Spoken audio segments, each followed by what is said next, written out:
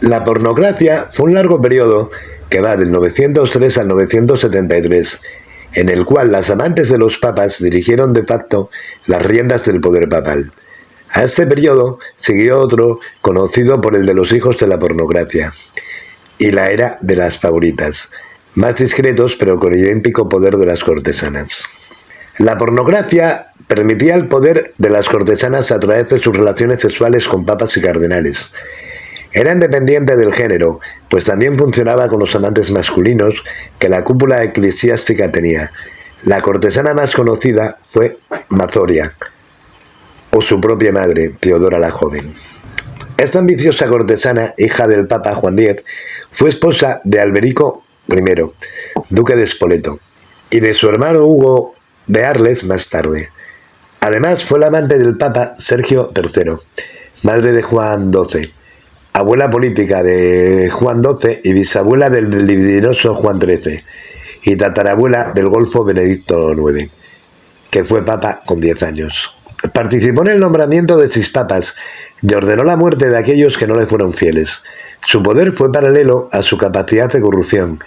Fue la época de mayor degeneración en el gobierno de la Iglesia, aunque en siglos posteriores se esforzaron mucho en superarlo. Cuando se casó estaba embarazada del Papa Sergio III. Cuando se entregó a este, ella tenía 15 años, él 45.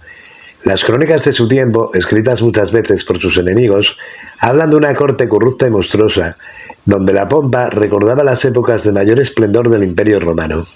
Un sacerdote llamado Bulgarius señala ya a Teodora, la madre de Mazoria, junto con su hija, la prostituta del Papa, llenaron la silla papal con sus hijos bastardos y convirtiendo su palacio en un laberinto de ladrones. Teodora madre enseñó las artes amatorias a su propia hija, introduciéndola en la cama cuando mantenía relaciones con sus amantes, en un particular menage à trois. Teodora anteriormente fue amante del Papa Juan X, participando en su caída y también en el asesinato del Papa Anastasio III. En este último gobernó 2 años y fue seguido por Landon I, poco amante de las cortesanas y sí de los cortesanos más jóvenes. Este apenas duró medio año, siendo asesinado por Juan X, el padre de Mazoria. El nuevo papa tenía una cortesana que le asesoraba, la madre Teodora la Joven. Ella le indujo al asesinato, pero una vez en el poder no quiso seguir las directrices del viejo senado romano. Cayó en desgracia y murió envenenada en prisión, seguramente por la larga mano de su propia hija. Y así la gran cortesana romana logró que su hijo de 18 años fuera nombrado papa. Juan XI fue un violador en serie, además de organizador de burdeles masculinos que visitaba frecuentemente. Por la cama de este papa llegó a pasar su propia madre, con quien mantuvo una larga noche de lujuria y pasión incestuosa. Poco después, Alberico II, hijo de Mazoria, mandó encarcelarlos en San Angelo, iniciándose un breve periodo de papas honrados. Mazoria siguió presa hasta la muerte de su hijo Alberico II. Hay 2 versiones sobre su final. Una dice que se retiró a un convento, otra versión le da protagonismo en el papado de su nieto Juan XII, conocido como el Papa Calígula.